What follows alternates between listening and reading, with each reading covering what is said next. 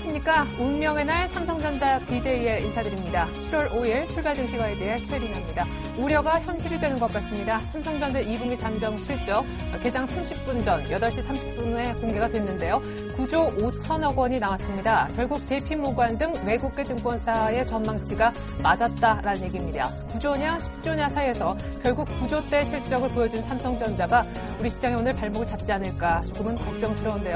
결국 국내 증권사의 전망이 모두 빗나갔고 사상 최대라는 타이틀이 오늘은 별로 어울리지 않는 아침입니다. 오늘 특별히 기자 연결해서 자세한 내용 분석 들어보겠습니다. 설경제신문 산업부에 있는 양사록 기자 만나보겠습니다. 양 기자. 네, 안녕하십니까. 네, 2분기 잠정 실적이 9조대가 나왔으니까 매출은 어땠는지 정확하게 전해주시죠. 네, 삼성전자가 지난 4월에서 6월까지의 2, 4분기 실적을 발표했습니다. 우선 매출을 보면 57조 원, 영업이익은 9조 5천억 원을 기록했습니다. 이번 실적에서 가장 관심이 가는 대목은 삼성전자가 분기 영업이익이 10조 원 시대를 여는데 실패했다는 점입니다. 국내 증권업계에서는 삼성전자의 분기 실적이 사상 처음으로 10조 원을 넘어설 것으로 예상했습니다. 그러나 삼성전자는 지난 2분기에 사상 최대 규모의 매출액과 영업이익을 기록했다는 평가를 받고 있습니다. 삼성전자가 이 같은 실적을 거둘 수 있었던 것은 갤럭시 S4를 앞세운 무선사업 부문이 안정적인 실적을 보여줬기 때문으로 보입니다. 전체 9조 5천억 원의 영업이익 중 스마트폰 사업부가 포함된 무선사업 부문의 영업이익은 6조 5천억 원을 웃돈 것으로 분석됩니다.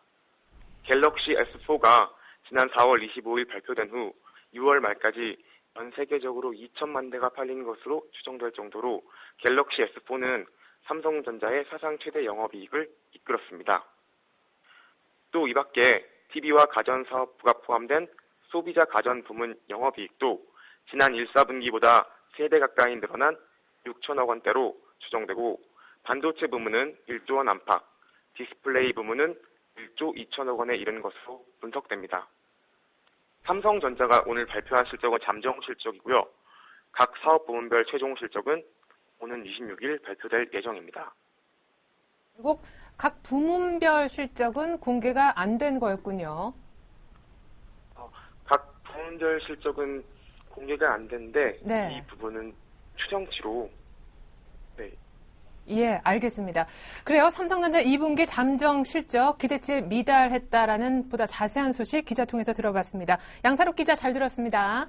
네, 감사합니다. 네, 삼성전자 실적이 나왔는데 전문가의 의견 개장 전에 알아보겠습니다. 지금 예상 시초가는 마이너스 2%대 129만 원을 찍고 있거든요. 플래닛 투자연구소 황규섭 팀장님 그리고 골든이글 투자자문 정태근 팀장님 나와주셨습니다. 안녕하세요. 네, 반갑습니다. 안녕하세요.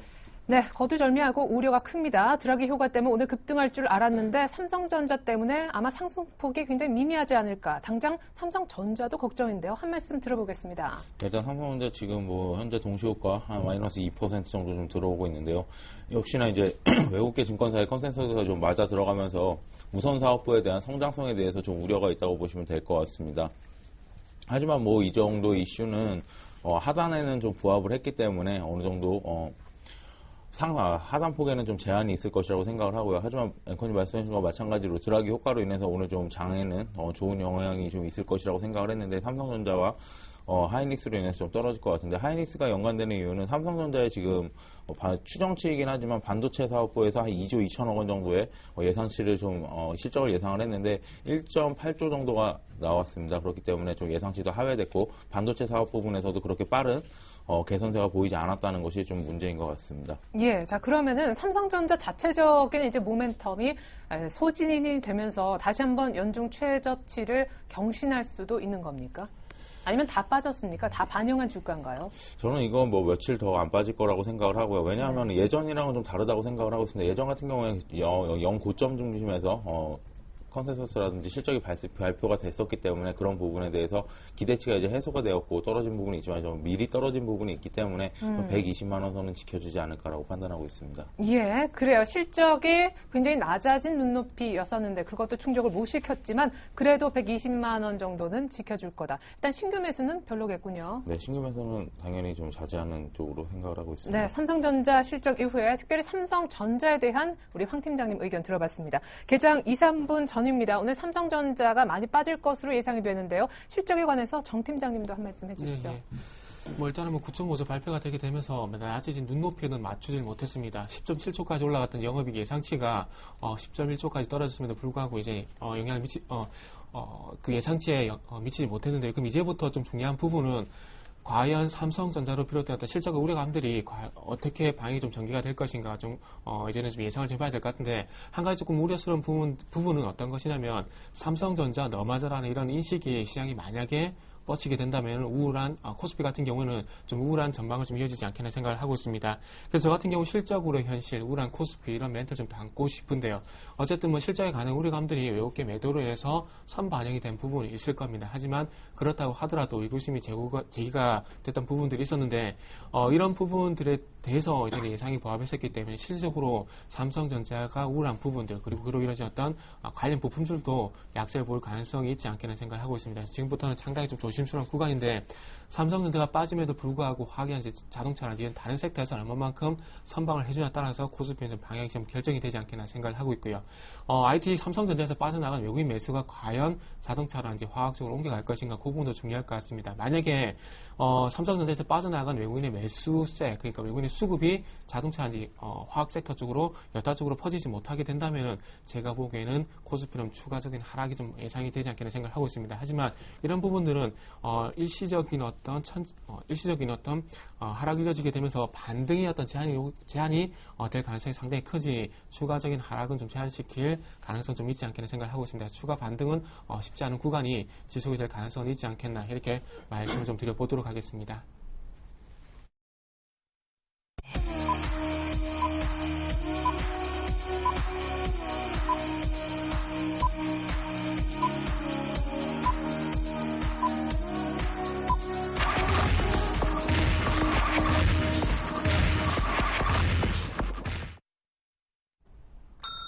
네, 7월 5일 문제 금요일 우리 장 이제 곧 있으면 열립니다. 삼성전자 2분기 잠정 실적이 나왔는데 많이 낮아진 눈높이에도 미치지 못했습니다. 영업이익 기준으로 2분기 잠정 실적이 지금 예상되기로는 삼성전자 측에서 9조 5천억이 아니겠느냐 얘기를 했는데요. 결국 시장의 우려를 낳았던 JP모건 등 외국계 리포트들의 어떤 전망치대로 결국 잠정 실적이 공개가 됐습니다. 자, 우리 장 열렸는데 삼성전자 결국에 예상 시가보다 더 밀린 마이너스 2%대 아래쪽 128만 원 대 가리키고 있습니다.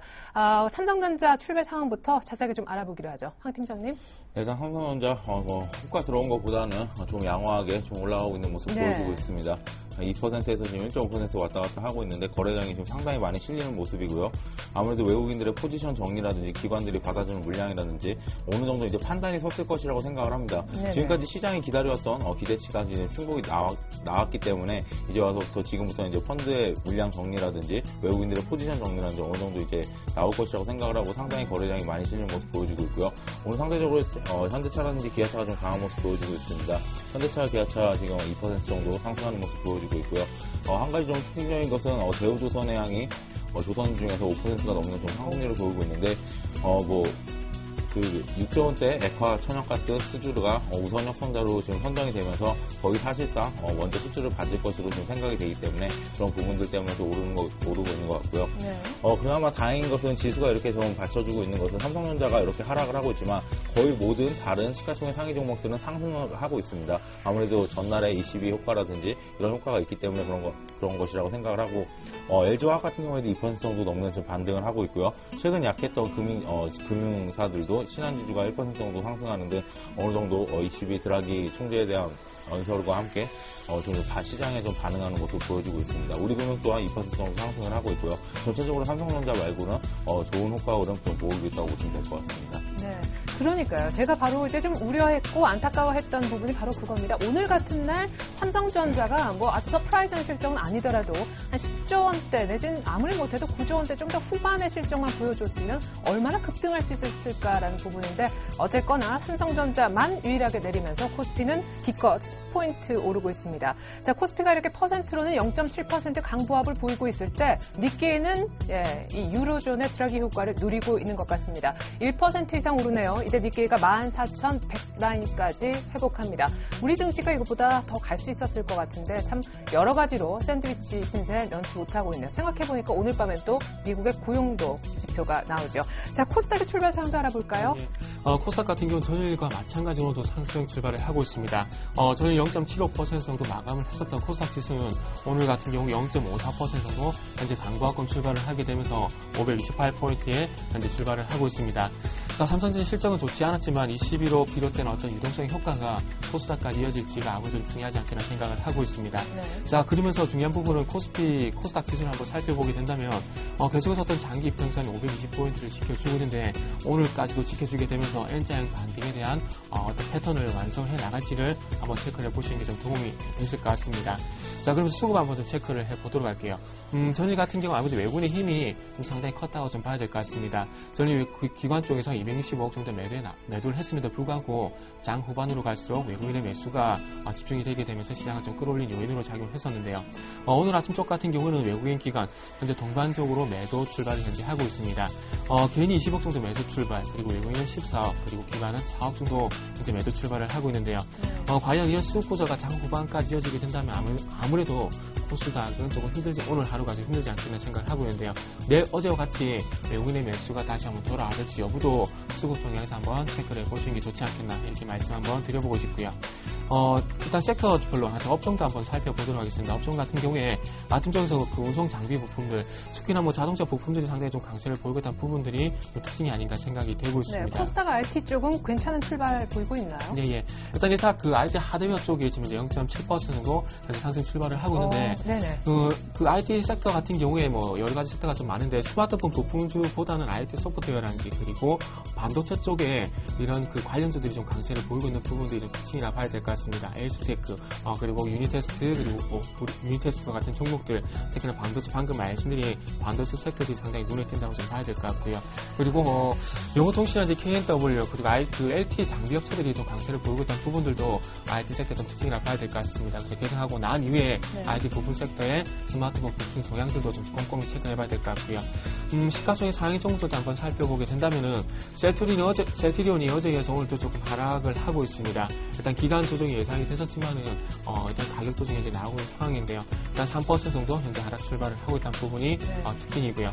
나머지 시가총액 상위 종목들은 전체적으로 현재 상승 출발을 하고 있습니다. 서울반도체가 0.7%, 대웅이 0.78%, OCI 머티리얼이 1.6%, 그리고 네오이즈 게임즈가 1.3% 정도, 그리고 삼강밴드가 현재 상승 출발하고 있는 부분들이 현재 시가총액 상황이라고 말씀 한번 드려보도록 하겠습니다. 네, 지금 현재 코스피도 상승폭을 늘리고 있을 뿐만 아니라 삼성전자가 마이너스 2%대에서 시가를 만들어줬었는데 지금 갭 하락분 거의 다 메우고요. 131만 원까지 빠르게 양봉으로 올라오고 있습니다. 이제 이런 분위기라면은 낮아진 눈높이 충족을 못 시켰더라도 누군가 사서 삼성전자의 낙폭은 정말 제한적으로 지금 진행이 되고 있습니다. 재밌는 거는요. 매수 창구에 JP모건 이름이 올라와 있습니다. 잠시 후에 삼성전자 분석 더 자세하게 들려드리겠습니다. 외환시장 개장 상황도 알아보겠습니다. IBK 투자증권의 김수만 연구원님 안녕하세요. 네, 안녕하십니까. 네, 사실상 아침에 삼성전자 얘기하느라고 유럽 ECB 그리고 영란은행 통화정책회의 얘기를 거의 못했는데 아주 강력한 부양 기조가 나왔다죠. 그럼 우리 원달러 환율 좀 하락 출발하겠군요. 예, 그렇습니다. 현재 달러 시장은 전일 대비 1.85원 하락한 1137.55원에 장을 시작했는데요. 현재 낙폭을 소폭 축소하고 있는 상황입니다. 간밤 미국 금융시장은 독립기념일로 휴장을 했었는데요. 어제 ECB 금융통화정책에서 기준금리를 현행 0.5%로 동결했습니다. 하지만 이제 마리오 드라기 ECB 총재가 기자회견에서 상당 기간 기준금리를 현 상태로 유지하거나 오히려 더 낮추겠다고 밝혔고, 이런 부분이 이제 시장의 강한 경기 부양 정책 기조가 유지된 것으로 받아들여졌습니다. 또한 OMT, 즉 국채 매입 프로그램을 가동할 준비가 되어 있다고 밝히면서 최근 불거진 포르투갈 우려를 완화시켰습니다. 이에 따라서 유럽 증시가 급등세를 보였는데요.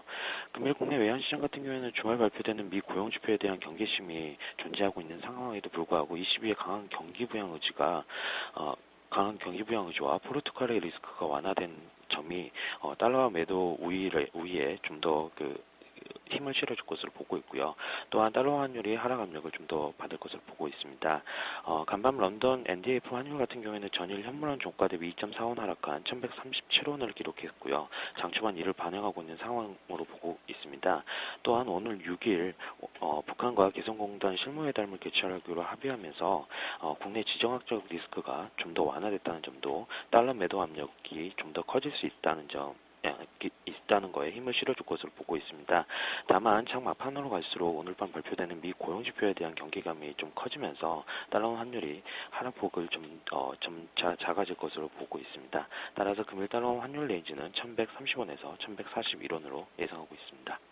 그런데 드라기 효과의 남북 어떤 우려도 좀 완화되면서 오늘은 하락하지만은 고용 경계감이 결국에는 훗장에서 좀 지배하며 1140원대 그렇게 크게 아래쪽은 아닐 것이다라는 전망 들어봤습니다.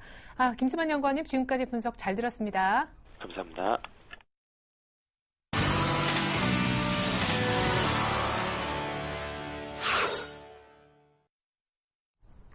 네, 삼성전자 2분기 잠정 실적 보시고 아마 깜짝 놀라신 분들도 계실 겁니다. 결국 9조 원대가 나왔네? 라고 말이죠. 하지만 삼성전자 주가는 의외로 130만 원을 지켜내고 있습니다. 자, 아까 삼성전자 신규 매수는 자제하자라고 하셨었는데 의외로 좀 강한 모습 아닌가요? 네, 아까도 말씀드렸다시피 이미 시장에 좀 반영된 모습이 있었기 때문에 그렇다고 좀 생각을 하고요. 빠르게 좀 낙폭을 좁혀오면서 국내 증시가 좀 상승하는 모습을 보여주었었는데 지금 같은 경우에 다시 1.3% 정도 좀 하락하는 모습을 보여주고 있다고 보시면 될 것 같습니다. 외국인들이 사는 것도 같아요. 네, 지금 JP모건이라든지 메릴리치 창구로는 좀 매도가 쏟아지고 있지만 모건 스탠리 창구로는 좀 매수가 좀 들어오고 있는데 이건 끝나봐야 알 것 같고요. 지금 같은 경우에는 오히려 지금 매도세가 좀 더 강하다고 좀 보고 수가 있겠습니다. 일단 삼성전자 이제 담정 실적이긴 하지만 이제 살펴볼 부분들이 남아 있겠죠. 이제 과연 지금까지 삼성전자의 실적을 이끌었던 60%가 넘고 70% 가까이 차지했던 모바일 사업부에 대한 영업이익률이 가장 중요할 것 같습니다. 모바일 사업부에서 영업이익률이 달성을 못했을 경우 여타 기타 부품업체라든지 코스닥 시장에 있는 지금까지 코스닥 시장을 이끌었던 모바일 부품주라든지 이런 부분에 다 CR 즉 단가이나 압력이 들어갈 수가 있겠죠. 그런 부분들을 생각을 해봐야 되기 때문에 지금 삼성전자 개인 혼자만의 문제가 아니라고 좀 판단을 하고 있습니다. 또한 이제 반도체 업황 또한 좀 문제인데요. 아까 잠깐 기사를 통해서 말씀을 드렸지만 2조 2천억 원 정도의 영업이익을 기도했는데 그쪽 부분에서 1조 8천억 원 정도가 나왔습니다. 지금 현재 시장에서 가장 우려를 하고 있던 점 중에 하나는 삼성전자의 반도체 시장 점유율이 어쨌든 1위이기 때문에 그 1위인 그 기업을 통해서 나머지 반도체 회사들 특히 SK 하이닉스라든지 그리고 이제 LP다라든지 마이크론이라든지 이런 쪽들을 다 확인을 해야 되기 때문에 그런 바로미터 지표가 될 수 있었는데 컨센서스에 부합하지 않았다는 것은 여러 가지로 좀 시장의 좀 악재인 것 같고요.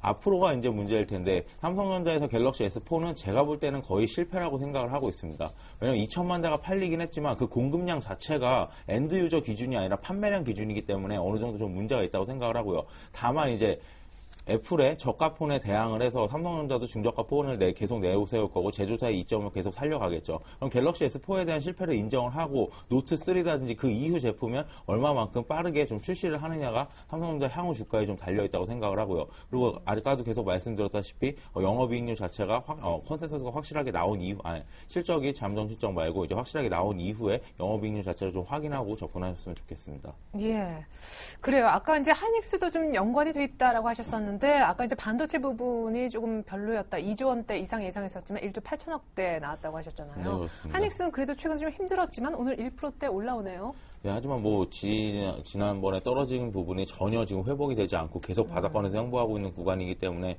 저는 여기서도 좀 더 떨어질 수 있다고 생각을 하고 있습니다. 가뜩이나 또 삼성전자 효과가 계속해서 이어지는 것이 같은 리포트가 나온 거거든요. 같은 리포트가 나왔는데 외국계 리포트가 맞았다는 말이죠.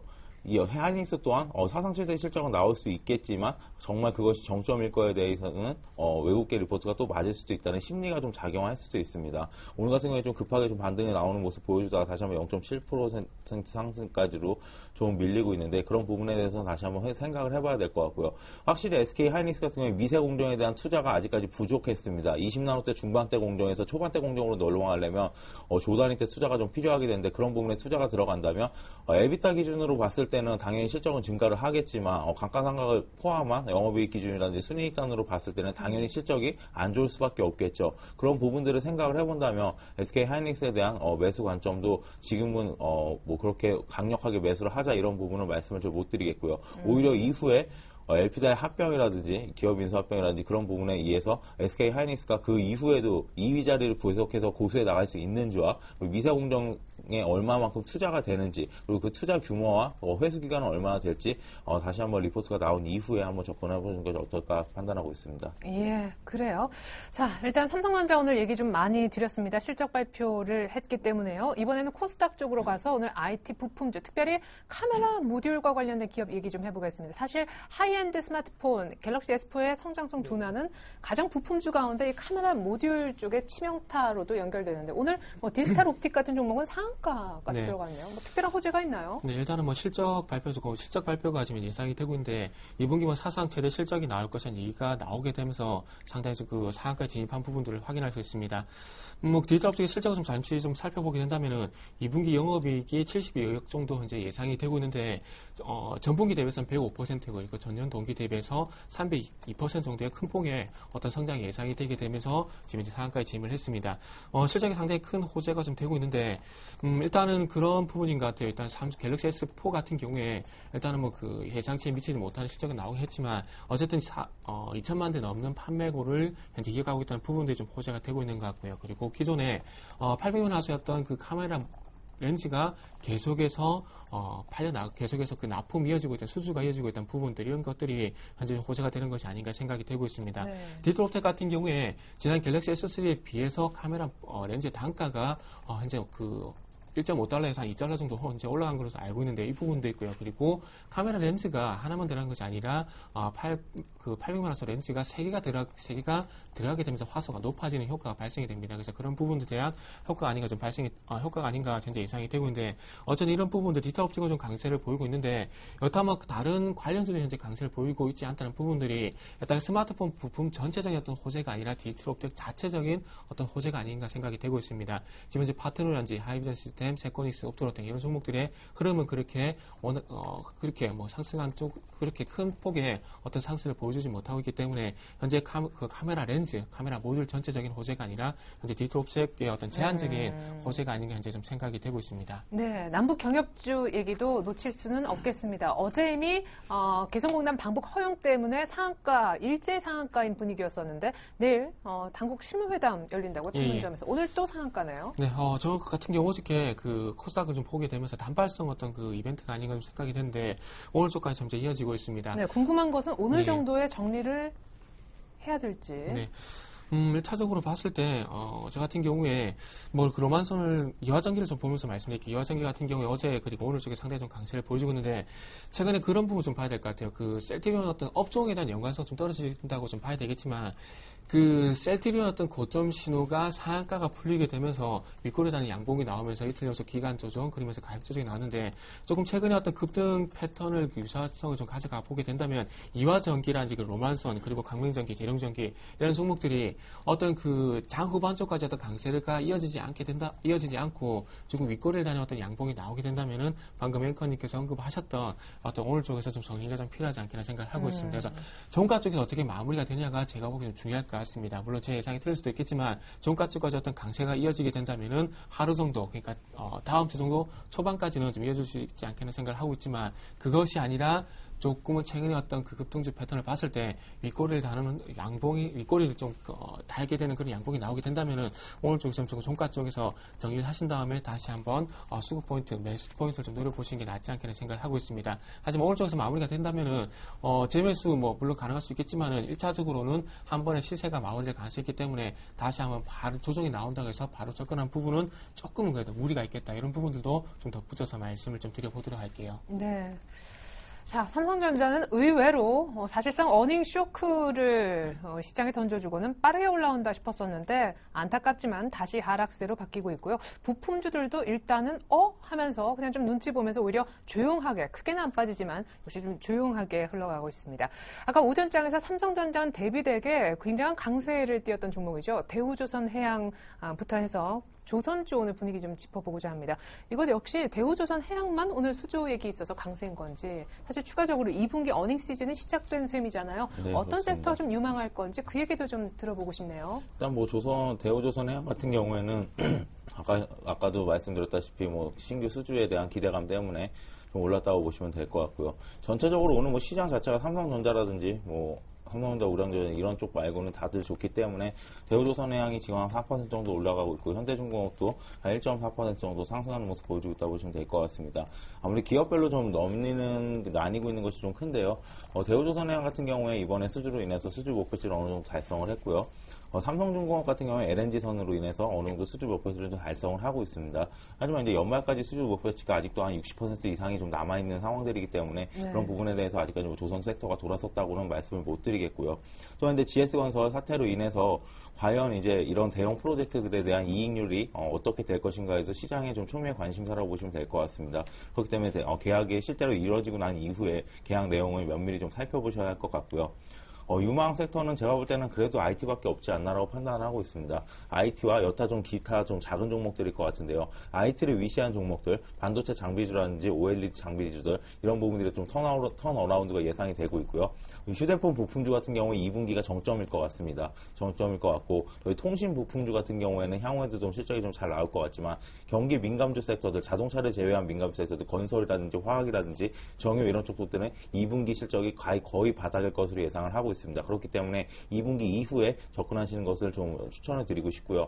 다만 휴대폰 부품주 같은 경우에는 2분기가 피크일 것 같고요. 3분기 때는 신제품이 특히나 삼성형 같은 경우에는 신제품이 출시되지 않는 한 컨센서스 자체가 좀 낮아질 수 있기 때문에 휴대폰 부품주에 대해서는 어느 정도 차익 실현이 좀 필요하지 않나라고 판단하고 있습니다. 네, 자 그러면 황규섭 팀장님은 2분기에 휴대폰 부품주는 진짜 어떤 시장의 우려대로 실적이 좀 정점일 것 같고 OLED를 좋게 보시는 거고 그다음에 자동차가 그나마 좀 괜찮고 이 정도십니까? OLED 네, 그렇습니다. 하지만 저는 개인적으로 지금 제가 코스피를 말씀을 드리고 있지만 코스피 시장의 영업이익 컨센서스보다는 오히려 기타 부품업체들, 자동차하면 자동차 부품업체들이라든지 OLED 하면 OLED 부품업체들, 장비업체들 이런 선투자가 들어가는 부분들에 대한 실적을 좀 좋게 보고 있습니다. 예, 그래요. 뭐 지금 거래소 코스닥 좀 나누어서 담당해주고 계시지만 저희는 그냥 2분기 실적 시즌이 사실상 오늘 삼성전자 잠정 실적 공개로 인해서 시작되는 이만큼 2분기에 좀 돈 되는 쪽을 여쭤보고 싶은 겁니다. 정태근 팀장님은요?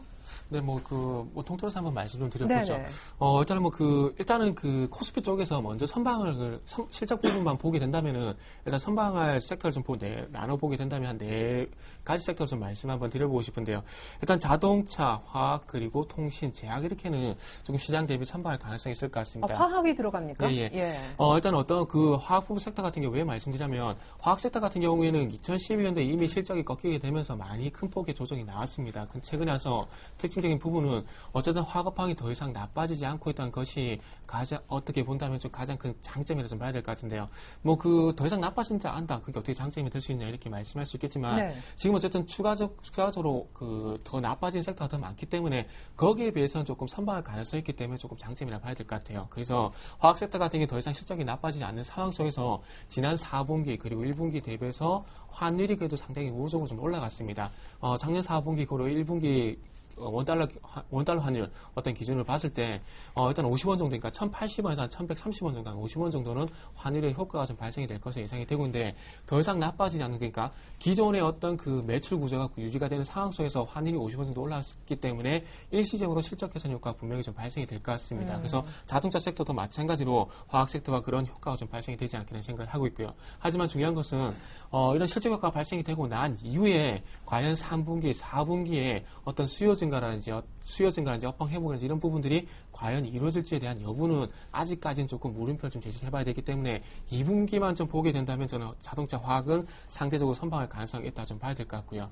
통신 쪽, 제약통신 쪽도 연결해서 말씀을 드려보자면은 통신 쪽 같은 경우에는 큰 폭의 실적 성장은 나오지 않을 겁니다. 하지만 중요한 것은 지금 실적 시전이 우려되는 상황 속에서 그나마 다시 한번 강조드리지만 선방할 가능성이 상당히 큰 부분이죠. 소폭이나마 영업이익 증가세가 계속해서 이루어지고 있다는 부분이라는 겁니다. 왜 그러냐면 어쨌든 통신 가입자가 늘어나지 않는 상황 속에서 가장 부담이 됐던 부분들이 마케팅 비용인데요. 이 마케팅 비용이 정부 규제 리스크가 아직까지도 작용을 하고 있습니다. 그렇기 때문에 마찬가지로 2분기에 좀 영향을 미칠 것 같고요. 그리고 LTE 가입자가 어떤 순환 가입자 계속해서 늘어나고 있다는 부분들도 이로 인한 요금이 계속해서 이로 인한 요금도 증가를 하고 있다는 부분도 좀 영향을 미치지 않겠나 좀 생각을 하고 있습니다. 그래서 시장의 변동성이 상당히 좀 커지게 된다면 통신 섹터도 지난 1분기라는 얘기를 4분기처럼 좀 부각이 될 가능성이 있을 것 같고요.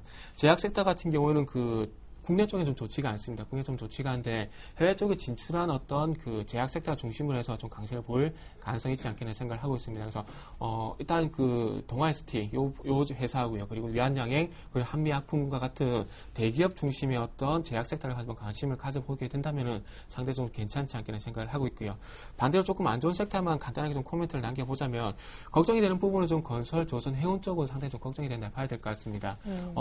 조선 쪽하고요. 그리고 해운 쪽하고 이제 공통점이 일단 수주가 조금 바닥에 들어왔지만은 회사채 만기가 올해 상당히 많이 집중이 되어 있습니다. 그래서 이 회사채 그 롤오버를 만약에 시키지 못한다거나 아니면 신규 회사채를 발행하지 못하게 된다면 다 건설 쪽에서 조선이 이제 해운제 쪽으로 유동성에 관한 우려감들이 제기가 될 가능성이 좀 있을 것 같아요. 거기에서 STX가 먼저 터졌는데 SX뿐만 아니라 지금 이제 한진해운단지 그리고 현대사성 같은 경우에도 부채비율이 현재 700%를 현재 넘어가고 있는 상황 속에서 올해 만기 그 한진해운 같은 게 한 7천 정도 이제 예정이 되어 있더라고요. 그래서 여기에 대한 유동성 우려가 좀 제기가 될 가능성이 있기 때문에 조선이 현재 해운주는 아직 좋지 않을 가능성이 있다 좀 봐야 될 것 같고요. 코스닥 쪽 같은 경우는 그 IT 섹터만 좀 간단하게 말씀드릴게요. 스마트 부품주 같은 경우는 환경섭 팀장님과 마찬가지로 조금 이제 정점으로 그러니까 성장기에서 성숙기로 넘어갈 가능성이 있기 때문에 조금 여기에 대한 우려감이 좀 있다고 좀 봐야 될 것 같고요. 그리고 난 이후에 IT 섹터 내에서 좀 한번 보게 된다면 LCD단지 그리고 반도체 섹터 같은 경우에는 조금 설비 투자 수혜가 있게 되면서 실적이 바닥을 다지는 소폭 개선세가 좀 이어지지 않겠나 생각을 하고 있습니다.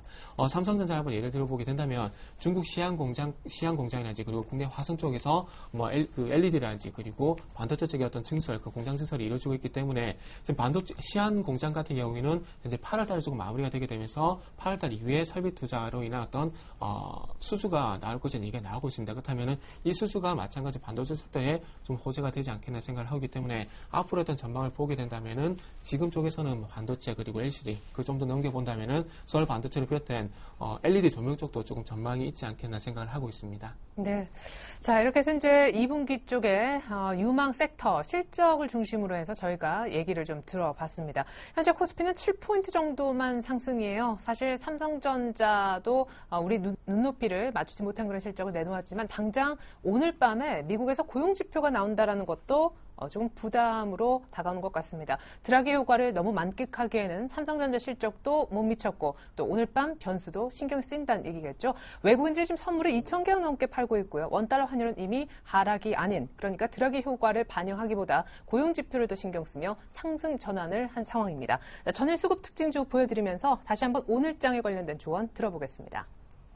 자, 거래세 전일 외국인들이 한 800억 가까이 하지만 이틀 연속 매도 기조를 이어갔던 날입니다. 오늘 삼성전자 매수 창고가 좀 뜨고 있긴 한데요. 실적 발표 하루 전에 외국인들이 가장 많이 판 종목이 삼성전자였습니다. 어제 물론 오후장에 빠르게 들어올려주긴 했었죠. 어제 윗꼬리가 좀 많이 달리면서 사실 상승이 좀 아쉬움을 남겼던 그렇지만 오늘은 선전은 현대차가 두 번째 매수 종목이었고요. 사실상 삼성전기가 잠시 후에 보여드릴 기관과 함께 양 매도를 맞은 종목으로 매도 5번째 종목으로 보이고 있습니다. 삼성화재를 LG U+와 함께 보험주, 통신주 많이 샀네요. 네, 기관 종목 한번 보겠습니다. 전일 수급 특징주가 되겠는데요. 외국인이 판 만큼 기관이 어제 좀 받아줬던 날입니다. 네, 매도 1번이 삼성전기. 역시 심상치 않더니만 가장 많이 IT 중에서 던졌고요. 그 밖에 하이닉스, 그리고 모비스, LG 이노텍도요. 그리고 삼성화재는 약간 매매 공방이 있었던 것 같습니다. 삼성전자는 3번째로 샀고, 현대차는 5번째로 매수했네요. SK 이노베이션도 눈에 띕니다. 분석해 주시죠. 뭐 특별하게 수급으로 인해서 뭐 관망 심리가 좀 지속이 되고 있기 때문에 종목 간 엇갈리고 있는 것은 그냥 기관과 외국인의 치고받고 하는 것이라고 보시면 될 것 같고요. IT 이등주들이 최근에 뭐 매수 상위 종목에 많이 뛰어요. 네, 그렇습니다. 일단 삼성전기는 한번 말씀을 드리려고 했는데 삼성전기 같은 경우는 크게 보신다면 삼성전자 모바일 사업부의 부품 사업단이라고 보셔도 무방합니다. 왜냐하면 카메라 렌즈 쪽이라든지 모듈 쪽이라든지 뭐 다른 기타 여타 뭐 모듈 이런 부분들을 다 담당을 하고 있기 때문에 아무래도 가장 뭐 자회사고 계열사긴 하지만 가장 먼저 본 타격을 좀 받을 수 있는 부분들이 있겠고 그런 부분에 대한 우려가 좀 나오고 있는 것 같고요. 그리고 외국인 같은 경우는 코덱스 200을 계속해서 팔고 있고 기관 같은 경우에는 레버리라든지 200을 좀 사주고 있는데요. 기관 같은 경우에는 우리나라에 좀 상단을 좀 예상을 하고 있는 것 같지만 외국인 같은 경우에는 아직도 좀 연속성을 확인하기에는 좀 어렵다라고 말씀을 드리고 싶고 오늘 같은 경우에 선물도 한 2,600억 원 정도 좀 나오고 있는데요. 일단 뱅가드 물량이 좀 끝났습니다. 끝났는데도 불구하고 외국인이 이렇다 할 매수를 좀 보여주지 않고 있기 때문에 아직도 글로벌 시장에 위시한 이머징 마켓 쪽에서의 상승은 좀 제한이 되지 않나라고 판단을 하고 있습니다. 예, 그래요. 자, 현재 이제 코스피는 1840선 정도이고요. IT 부품주 뭐 오늘 그냥 그럭저럭 괜찮다라고 말씀드렸는데 파트론은 지금 3% 넘게 은근슬쩍 낙폭을 키우고 있습니다. 자, 전일 코스닥 수급 특징주 보여드립니다. 네, 전일에는요, 외국인들이 한 250억 정도 순매수를 했었었죠. 매수한 쪽은 오른쪽, 매도한 쪽은 왼편인데요. 어제 무중으로 핫이슈를 뿌렸던 골프존은 외국인들이 첫 번째로 정리를 했습니다. 그리고 오늘 하락하고 있는 파트론이 어제 외국인들 두 번째로 많이 판 종목이었고요. 세 번째가 인프라웨어, 그 다음이 아이센스, 윈스, 테크넷 순이었습니다. 자, 이번에는 기관의 매매 상위 종목을 한번 볼까요? 자, 전일 270억가량 매도했었던 사실상 7월 들어서 기관은 코스닥 쪽에서도 아주 활발한 매수세를 보여주진 않았었죠. 하지만 매도 1위는 외국인과 똑같이 강도까지 겹치며 골프존이었습니다. 미디어플렉스도 신고까지 약간 매물 나왔는데 기관의 어떤 매매가 좀 있었던 것 같습니다. 분석 들어볼까요? 예. 일단은 공동 매도 종목을 좀 봐야 될 것 같은데, 일단 골프존이 외국인도 그렇고 기관의 매도 상에 올라와 있다는 부분들이 특징이라 봐야 될 것 같습니다. 통큰 무상증자라는 얘기가 나오고 있는데, 오늘도 뭐 상승을 2.5% 상승을 하고 있음에도 불구하고 공동으로 매도가 나왔다는 부분들을 조금 참고를 하실 필요가 있지 않겠나. 그러니까 추가적인 상승이 조금은 제한이 될 가능성이 있지 않겠나. 이런 부분들을 한번 말씀드려보고 싶고요. 자, 그러면서 기관 쪽 매도 종목 같은 경우에는 미디어플렉스가 상당히 좀 눈에 띕니다. 저희는 기관의 대량 매도가 나왔는데 어쨌든 김수현 효과가 계속해서 지속이 될 것인지 아니면 뭐 여기서 꺾일 것인지는 어쨌든 수급의 키에 달려 있습니다. 그렇기 때문에 기관의 매도가 좀 지속이 되는지 여부를 체크를 하시면서 미디어플렉스는 이제부터는 조금은 그래도 조심할 필요가 있지 않겠나. 이런 부분들을 한번 말씀드려보고 싶고요. 네. 전체적으로 봤을 때는 외국인과 기관의 어떤 매매 종목도 좀 엇갈리고 있다는 부분들이 아직까지 조금 지속이 되고 있습니다. 외국인 같은 경우는 게임빌 그리고 서울반도체를 매수를 하고 있음에도 불구하고 지금 현재 기관은 매도를 하고 있고요. 그리고 기관 쪽 같은 경우에도 인프라웨어를 매수를 했음에도 불구하고 외국인 쪽에서 현재 매도를 하고 있다는 부분이 특징이 될 수 있을 것 같고요. 자, 그래서 어쨌든 계속해서 엇갈리고 있는 이런 상황 속에서 종목 선정이 상당히 좀 어려울 것 같습니다. 그래서 오늘은 조금 종목 선정에 도움이 될 만한 어떤 조언을 좀 드려볼까 하는데요. 네.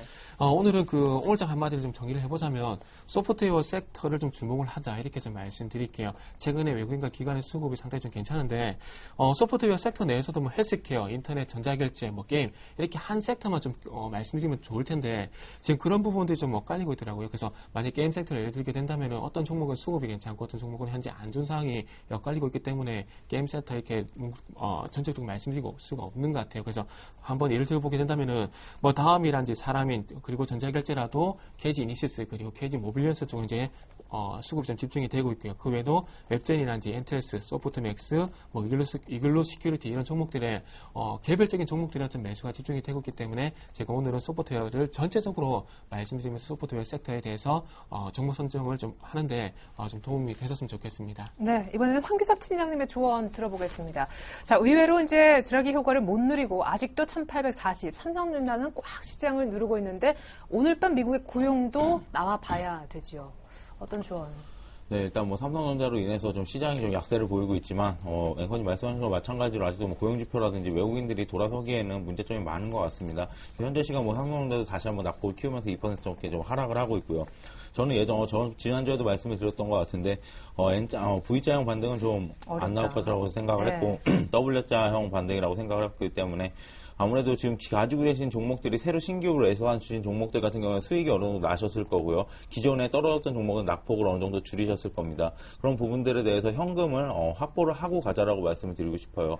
왜 그러냐면 지금 뭐 지수 자체가 뭐 예전에 2000선을 생각을 해본다면 상당히 많이 밀린 위치지만 충분히 1800 아래로 다시 한번 내려갈 수 있는 조건들이 좀 만들어지고 있다고 판단을 하기 때문에, 왜냐하면 국내 시장이라든지 이런 부분들은 이머징 마켓에 아직도 속해 있고요. 유럽의 영향보다는 미국의 영향을 받을 공산이 큽니다. 그렇기 때문에 어느 정도 하방을 인지를 하시고 좀 대응을 하셨으면 좋겠습니다. 네, 그래요.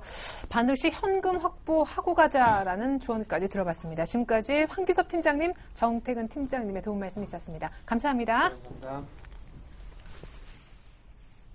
네, 삼성전자 오늘 실적이 공개됐죠. 2분기에 대한 잠정 가이드라인, 실적, 컨센서스 등을 못 맞추는 잠정 실적이 나왔는데 하반기, 3분기는 어떻게 될까요? 증권사별 IT 섹터 전문 애널리스트들에게 의견을 종합해 받아봤습니다. 네, 먼저 대우증권입니다. 신제품 라인업 그리고 스마트폰 지배력이 확대되면서 12개월 목표가 210만 원 본다라는 의견이 있었고요. 대신증권의 경우에는요, 반도체와 그리고 역시 정보통신 부분 이쪽에 이익이 증가하면서 추가 리바운딩이 기대가 된다. 6개월 목표가 그러니까 올 연말까지 200만 원 다시 간다. 최소한 한 반년 혹은 1년 정도 뒤에는 200만 원 이상 갈 것이다라는 얘기 있고요. 역시 IM 부문 그리고 스마트폰 역시 다 좋게 보는 의견이 대우와 대신에서 모두 나왔습니다. 한국투자증권 한번 볼까요? 메모리와 OLED 등 부품 사업이 호황을 누리면서 3분기에도 실적 개선이 계속될 거다라고 했습니다. 그리고 유진투자증권은요, 3분기에 갤럭시 노트 3 등의 신제품이 역시 나오면서 시장 지배력이 더 강화될 테니 적극적으로 사라라고 했습니다. 공통된 부분은 부정적인 의견이 하나도 없다라는 것이네요. HMC 투자증권 마지막으로 한번 볼까요? 시장에 논란이 되고 있는 갤럭시 S4 정점 통과 확인해주는 강력한 경고음이 아니다라고 했습니다. 가장 눈길을 끄는군요. 갤럭시 S4 정점 통과 아니다. HMC 투자증권 애널리스트 연결해 보겠습니다.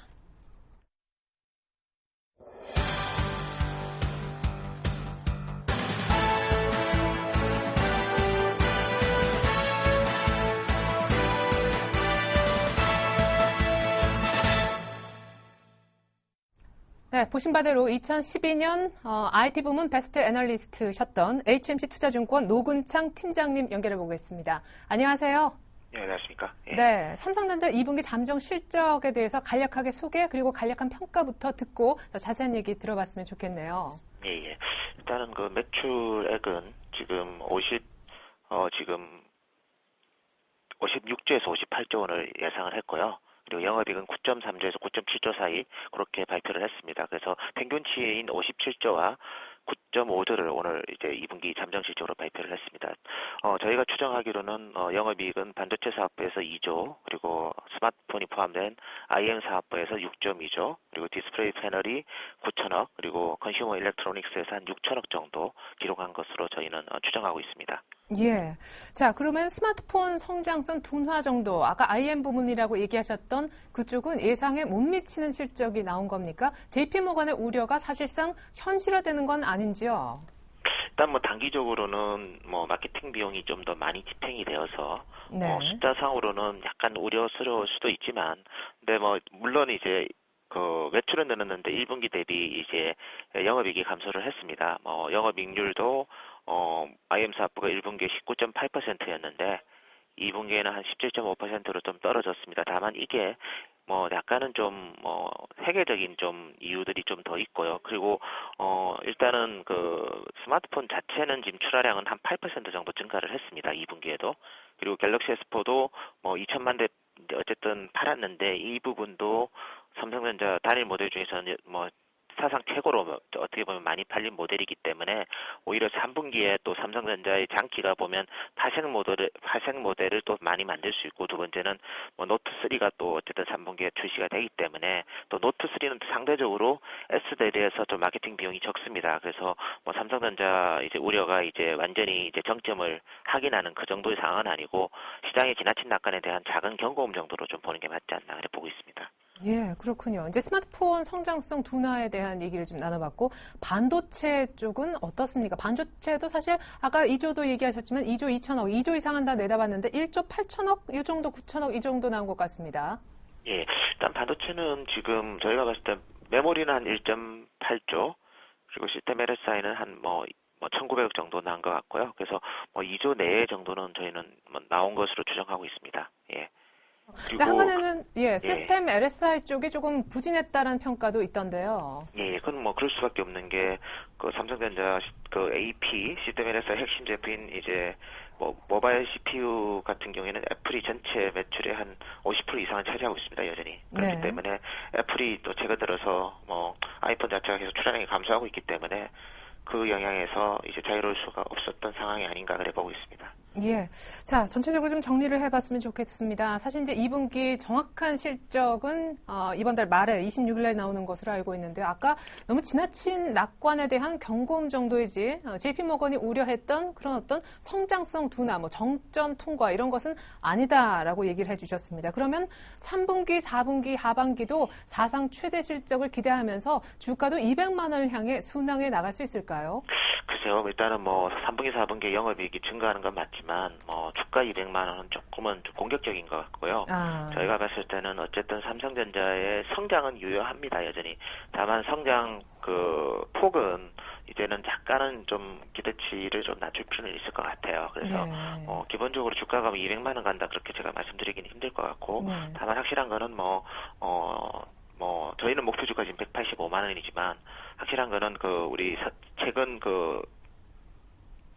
이제 주가 전고점이었던 150만 원 중반까지는 3분기 숫자가 어느 정도 가치성이 보이는 시점에는 보고는 되지 않을까 그렇게 보고 있습니다. 예, 전고점 돌파는 가능할 것 같다. 하지만 이제 일각에서 얘기하는 어떻게 보면 좀 기계적으로도 느껴지는 삼성전자 목표가 200만 원에 대해서는 조금 보수적으로 얘기를 해주셨습니다. 확실히 베스트 애널리스트셔서 그런지 굉장히 현실적인 얘기 많이 들을 수 있었던 것 같습니다. HMC 투자증권 노근찬 팀장님 감사합니다. 네, 감사합니다. 예.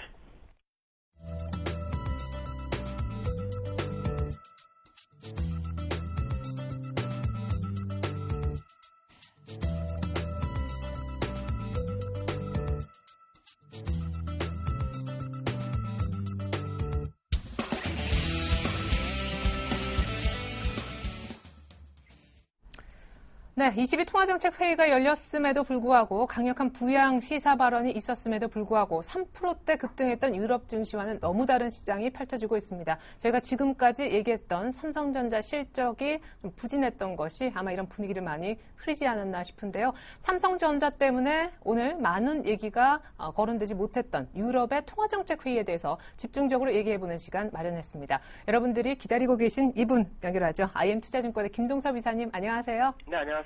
네, 예상대로 금리는 영란은행 그리고 ECB 쪽에서 다 묶긴 했었지만 예상 외에 좀 강력한 통화정책 어떤 완화, 부양 기조 발언이 나왔던 것 같아요.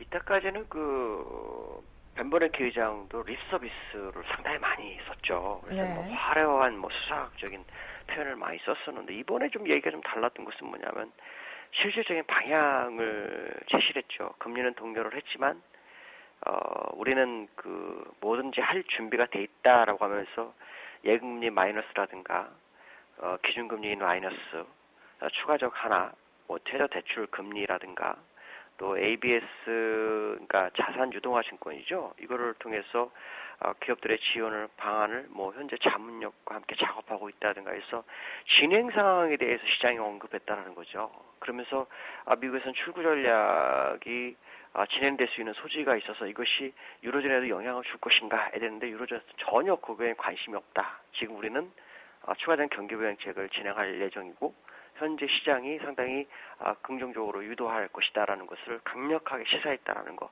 이것이 어저께 동결을 했지만 유로존에서 금리라든가 새로운 정책 변수를 내보내지는 않았지만 시장에서는 그 강한 자신감에 주가를 폭등시키는 그런 상황이었다라고 보시는 게 맞을 것 같고요.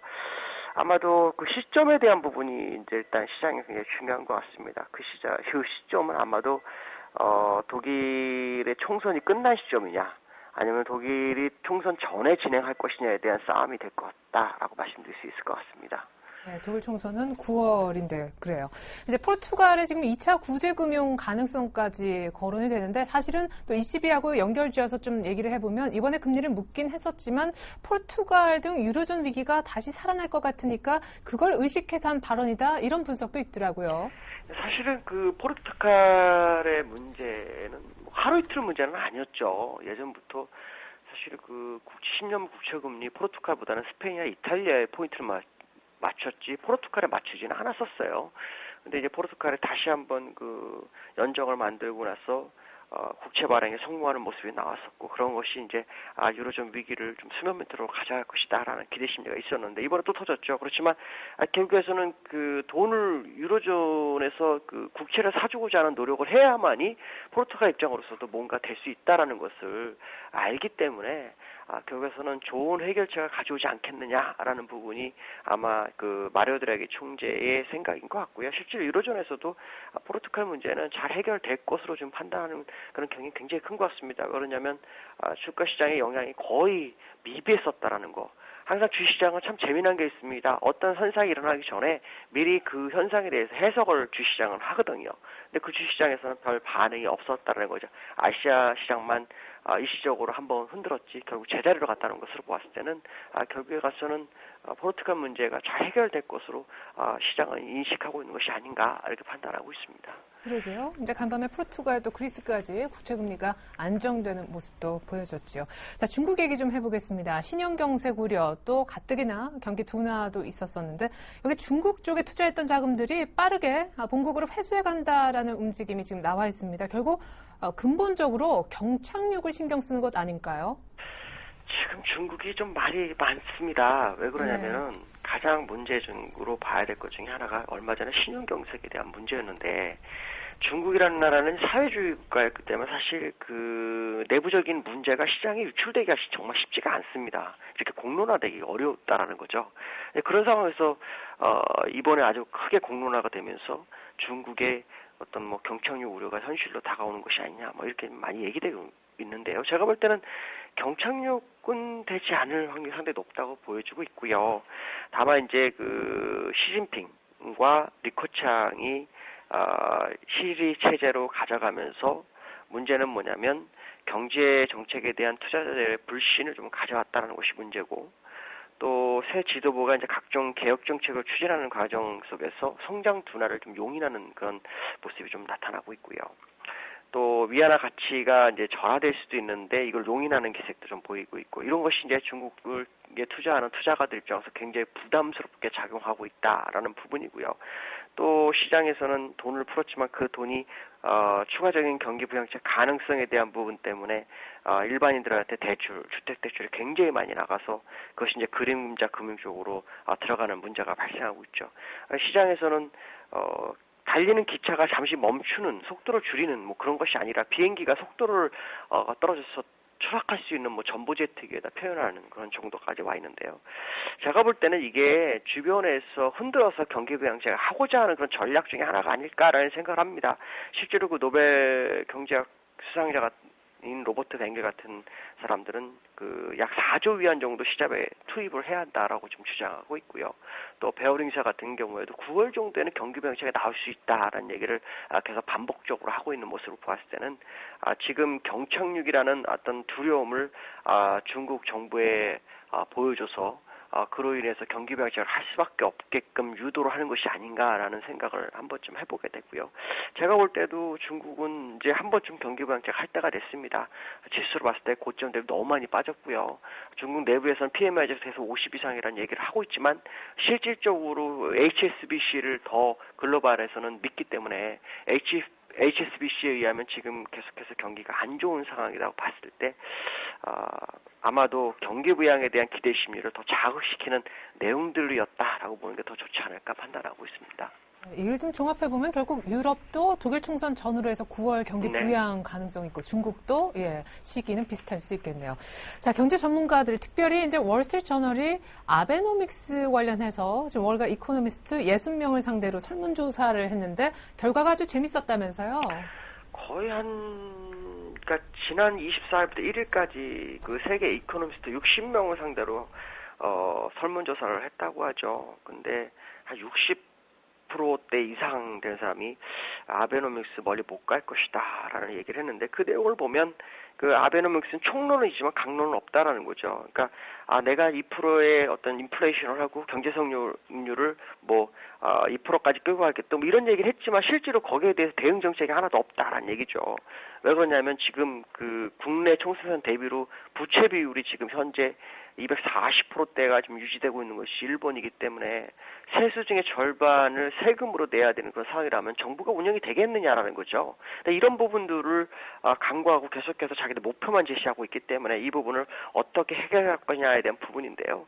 제가 볼 때는 그 소비세라든가 아니면은 그 법인세 인하 이런 부분들이 좀 빠른 시일 안에 가파르게 진행이 된다면 충분히 견뎌낼 수는 있을 것 같습니다. 그렇지만 그렇지 못할 경우에 일본도 부채 위기 가능성은 열어두고 봐야 되지 않느냐라고 판단하고 있고요. 사실 기술적 분석으로 그 일본 니케이 지수를 보면 갭 상승이 14개 정도 있습니다. 지금 한 4개는 메웠죠. 한 10개 정도 있는데 이 10개 정도 있다라는 것 자체가 문제가 있는 거죠. 무슨 말이냐면 10개가 있다라는 것은 결국 갭을 다 메우러 갈 것이다. 결국 아베노믹스가 한번 B급 하락률을 열어두고 보는 것도 나쁘지 않다라고 말씀드릴 수 있을 것 같습니다. 예, 또 그 갭상승 숫자 얘기 잘 들었습니다. 자, 그나저나 오늘 삼성전자 10조라는 영업이익 비용이 너무 높았나 봐요. 어쨌든 기대치에 좀 못 미치는 실적 나오면서 오늘 시장에도 드라기 효과를 많이 가리는 그런 안타까운 역할을 하고 있는데 우리 이사님의 의견도 들어보고 싶고요. 그러면 우리 시장은 이제 어떻게 되는 건가요? 삼성전자가 시장 전체에 기여하는 부분도 상당히 크잖아요. 어닝 시즌에 대해서도 그렇고요. 삼성전자가 9조 5천억 나왔거든요. 네. 근데 지난 1분기 때 8조 7천억이었어요. 네. 그럼 그때보다는 8천억이 늘었지 않습니까? 그렇죠. 그렇다면 이게 나쁜 게 아닌 거죠. 지금 뭐 전 세계 불경기라고 하고 시장 어렵다는데도 늘었다라는 거. 이거는 상당히 긍정적으로 바라봐야 되는데 지난번에 그 외국계 JP모건에서 그 악의적인 리포트 한번 써고 난 다음에 외국계는 이거를 별로 좋게 안 받아들이는 것 같습니다. 근데 제가 볼 때는 정말 잘했다고 판단하고 있고요. 오늘은 사실 이 영향이 상당히 커서 주가를 더 이상 상승시키지 못하고 있지만 아직 장 초반이라고 본다면 막판까지 지켜볼 필요성이 있고요. 삼성전자는 지난번 주가가 많이 빠지면서 미리 선반영 상당폭 했다고 판단하기 때문에 되돌림 구간은 좀 있을 것으로 예상이 되고 있고요.